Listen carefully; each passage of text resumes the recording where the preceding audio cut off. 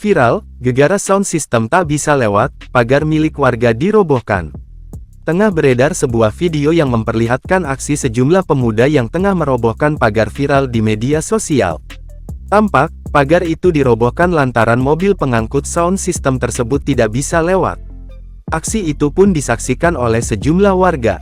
Diduga pemuda tersebut sudah diberi izin oleh sang pemilik rumah untuk merobohkan pagar tersebut. Mereka pun terdengar bersorak senang saat berhasil merobohkan pagar tersebut.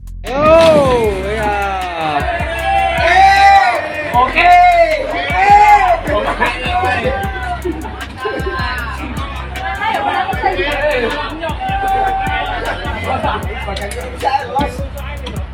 Hingga saat ini, belum diketahui apakah pemilik rumah mendapat ganti rugi atas peristiwa tersebut pembongkaran tersebut. Walaupun tidak dijelaskan kapan dan di mana peristiwa itu terjadi, kini video itu telah viral usai diunggah ulang oleh akun Instagram @terang_media. Sejumlah warganet pun turut berkomentar pada unggahan video tersebut. Tak sedikit yang melontarkan kekesalannya.